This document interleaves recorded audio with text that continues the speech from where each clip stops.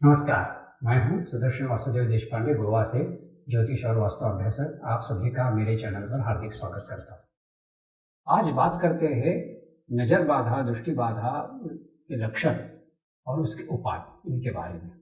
नजर बाधा, दृष्टि बाधा एक आम समस्या है। विशेषतः बालकों पर नजर लगने का डर हमेशा माता पिता को होता है। जो लोग नजर बाधा, भूत प्रेत पर विश्वास ना होने का दावा करते हैं, उनमें से भी बहुतांश लोग अंदर से इस पर विश्वास रखते हैं, लेकिन बताने में लज्जा आती है या अन्य सामाजिक या राजकीय कारण होते हैं।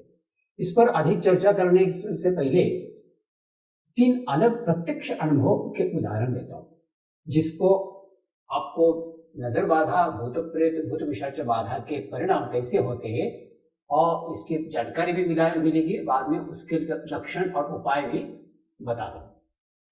पहला भूत पिशाच बाधा का उदाहरण अपने क्षेत्र में प्रसिद्ध और लोकप्रिय ऐसे मेरे एक स्नेही ने अपना खुद का अनुभव बताया था।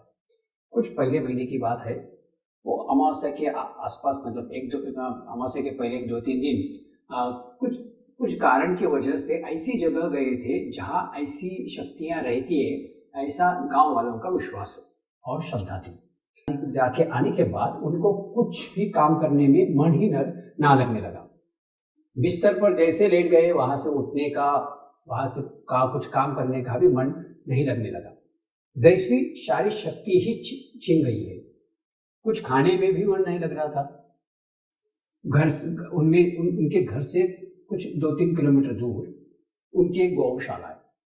वहां के मजदूर ने उनको फोन करके बताया कि वहां उन्होंने पाला हुआ कुत्ता कुछ बीमार सा लग रहा है। जहां बैठा है वहां से उठने का नाम नहीं कर रहा है। जहां बैठा है वैसे ही बैठ रहा है, कुछ बैठा है और कुछ खाने के लिए भी तैयार नहीं है। इनको डॉक्टर के पास उस कुत्ते को लेके जाना ही था, लेकिन इनमें इतनी शक्ति भी नहीं थी कि वहां जाकर कुत्ते को लेकर डॉक्टर के पास लेके जाए। ऐसे 2 दिन चलता रहा। हर मजदूर हर थोड़े अंतराल के बाद फोन करके कुत्ते के प्रति चिंतित होकर उनको आने के लिए कह रहा था, लेकिन वो जा नहीं पा रहे थे। तीसरे दिन ऐसे सो के पड़े थे और मजदूर का फोन आया कि कुत्ता मर गया। उनको और उनके परिवार को बहुत दुख हुआ, लेकिन कुछ ही समय बाद उनको एकदम फ्रेश लगने लगा और भूख भी बड़ी जोर से लगी। ऐसा लग रहा था कि जैसे कुछ हुआ ही नहीं था। बात यह थी कि बाधा से मालिक पर आई मृत्यु की नौबत कुत्ते ने अपने सर पर ले ली। दूसरा भूत बाधा का उदाहरण है एक कन्या का। 3-4 साल पहले की बात है, मतलब लॉकडाउन के पहले की बात है। एक माँ अपनी 22-23 साल की कन्या को लेकर मेरे पास आई थी। डॉक्टर ने उसके गर्भाशय में गांठ हुई है ऐसा निदान किया था और उसके ऊपर केवल गर्भाशय जल्द से जल्द निकालना यही उपाय बताया था। एक अविवाहित कन्या का गर्भाशय निकालना मतलब उसका पूरा भविष्य अंधेरा और अनिश्चित होगा। इसलिए अति चिंतित होकर वो दोनों मेरे पास ज्योतिषीय उपाय कुछ है क्या, ये जानने के लिए आए थे। कन्या के जन्म पत्रिके के अनुसार केतु की विशिष्ट स्थिति और उसकी हाल ही के अंतर्दशा काल में वो पिछले 1 साल में कहाँ दूर गई थी ऐसा दिखाई दे रहा था, और वहां कुछ आत्मा या अन्य बुरी शक्तियों से प्रभावित हो गई थी ऐसा दिख रहा था। और उसका जिक्र मैंने उनको कहा, उस लड़की से कहा और उसको पूछा कि कहाँ गई थी और कहाँ रह गई थी। तो उसने पूरी कहानी बताई। वो एक फैशन डिजाइनर का कोर्स के लिए बंगलोर गई थी और वहाँ एक परिवार के साथ पेइंग गेस्ट के नाते रह रही थी। परिवार ने जो रूम उसको रहने के लिए दिया था, उस रूम में उस परिवार की कन्या ने आत्महत्या की थी। युवा कन्या ने आत्महत्या की थी, जो उसको बाद में पता चला। उस मृत कन्या की अतृप्त आत्मा ने अपने रूम में रह रहे इस कन्या का विवाह ना हो जाए, ऐसे ही अतृप्त हो रहे, इसलिए उसका गर्भाशय बिगाड़ दिया था। मैंने प्रभाव कम करने के लिए कुछ ज्योतिषीय उपाय बताए और उपाय करने के बाद बिना ऑपरेशन किए, बिना गर्भाशय निकाले व्याधिमुक्त होने का कुछ मार्ग मिल जाएगा, ऐसे बताया। उपाय करने के 1 हफ्ते बाद उनका फोन आया कि व्याधि से उनको थोड़ी राहत मिल गई है और केरल में कहीं एक आयुर्वेदाचार्य का पता भी मिल गया है जिसने ऐसे व्याधिग्रस्त महिलाओं पर उपचार किए। तीसरा उदाहरण है एकदम ताजा। मेरे एक स्नेही 2 महीने पहले ज्वर से पीड़ित थे। ज्वर निकल गया, उससे अच्छा हो गए, लेकिन तब से शरीर शक्तिहीन लग रहा था। भूख लग रही थी, लेकिन खाना खाने बैठने के बाद कुछ खाना पेट के अंदर जाता ही नहीं था। बहुत डॉक्टर को दिखाया, लेकिन कुछ निदान नहीं हो रहा था। डॉक्टर अलग अलग बता रहे थे, लेकिन उसका कुछ फायदा नहीं हो रहा था। अच्छा तगड़ा व्यक्ति पूरी अंदर से और बाहर से तेजहीन हो गया था, पूरा पतला हो गया था। मेरी उनसे मुलाकात होने के बाद मैंने उनको तत्काल काल भैरव या वेताल, इसमें से कोई भी शिव जी के जो सेनापति है उनके मंदिर में जाकर नजर उतारने का मार्ग बताया, उसकी सलाह दी। तत्काल उन्होंने दूसरे ही दिन वो वेताल मंदिर में गए और वहां जाकर नजर उतार दी। और जैसे ही घर पहुंचे ऐसी भूख उनको लगी कि जो देखा वो खाना शुरू कर दिया। मन और शरीर में अचानक उत्साह भर गया।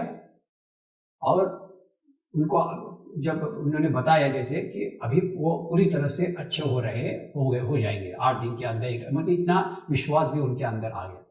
ऐसे कई उदाहरण है, आपके पास भी रहेंगे, बहुत सारे लोगों को उसकी जानकारी भी रहेगी और अनुभव भी रहेगा। लेकिन इन विशेष उदाहरण में अभी जो बताए 3 विशेष उदाहरण, उसमें पहला उदाहरण जो था मृत्यु तुल्य कष्ट देने वाला था, दूसरा तात्काल मृत्यु ही देने वाला था, और तीसरा सौम्य परिणाम से आहिस्ते आहिस्ते मृत्यु की तरफ लेके जाने वाला है। इन उदाहरणों से बड़ों को भी नजर लग जाती है, और नजर यदि लग गई तो कैसे लक्षण दिखते हैं इसकी भी जानकारी आपको मिल गई होगी। बड़ों को नजर लगती है, लेकिन उसका एहसास हमें ज्यादातर नहीं होता। सहने की शक्ति ना होना, सिक्स्थ सेंस मतलब अंतर्यामी शक्ति प्रबल होने के कारण बच्चों को यदि नजर लग गई तो बच्चे नजर लगने के बाद सदा रोते रहते हैं, खाना खाते नहीं, गुस्सा करते हैं, उल्टे करने लगते हैं। माता या घर के बुजुर्गों की बच्चे के हर कृत्य पर सूक्ष्म दृष्टि होने के कारण बच्चे के कार्यशैली में थोड़ा सा भी बदलाव हुआ तो झटके से माता की नजर में आ जाता है। बड़ों में सहन शक्ति ज्यादा रहती है और उनके प्रति घर के सदस्यों की बच्चे पर जितनी सूक्ष्म दृष्टि होती है उतनी नहीं होती। इसी कारण बड़े पर लगी नजर झटके से ध्यान में नहीं लेती। नजर लगने के बाद बच्चे मन उद्विग्न होने से डर के कारण रोने लगते हैं, और बुजुर्ग व्यक्ति मन उद्विग्न होने से डर के कारण रो नहीं सकते, लेकिन वो क्रोधित निराश हो जाते हैं। क्रोधित मन के कारण सामने आने वाली हर व्यक्ति से दुर्व्यवहार या कुछ गलत सलत बातें कहते हैं, शब्द निकल जाते हैं, उससे नौकरी, व्यवसाय या परिवार में भी हानि सहन करनी पड़ सकती है। उस व्यक्ति तथा घर वालों को लगता है कि कार्य क्षेत्र में जहाँ नौकरी व्यवसाय कर रहे हैं वहाँ समय अच्छा नहीं चल रहा है। व्यक्ति जितना अधिक समय दृष्टिबाधित रहेगा उतना उसका भविष्य जटिल होता जाएगा, क्योंकि क्रोध के कारण जिन व्यक्ति को उन्होंने अवमानित या मानसिक व्यथा दी होगी वह व्यक्ति उसको क्षमा नहीं करेंगे। इसलिए हर व्यक्ति और उसके आसपास के प्रियजनों ने स्वभाव में सूक्ष्म बदल पर तत्काल ध्यान देकर उपाय करने चाहिए।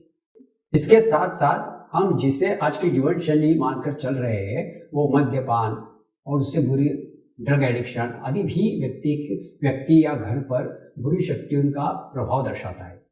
सभी मद्यादि नशा द्रव्य राहु के कारकत्व में आते हैं।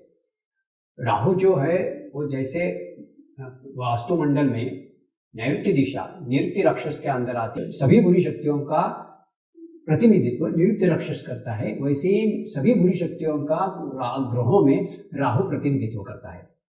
और इनका घर में होना मतलब नशा द्रव्य घर में होना या घर में किसी व्यक्ति को इनकी नशा लग जाना करनी बाधा, दृष्टि बाधा या दृष्टिबाधित व्यक्ति के संसर्ग में आने के कारण होता है, जो आहिस्ते आहिस्ते स्वास्थ्य, धन और पारिवारिक शांति नष्ट होने का कारण बन जाता है। बालक हो या बड़े हो, नजर लग गई हो तो क्रोध, डर, नैराश्य या लक्षण दिखाई देते हैं। उसके साथ साथ भूख लगने के बावजूद भी खाना खाने की इच्छा नहीं होती। हमें लगता है कि मानसिक व्यथा है और मानसिक उपचारों की दवाई खाना शुरू कर देते हैं।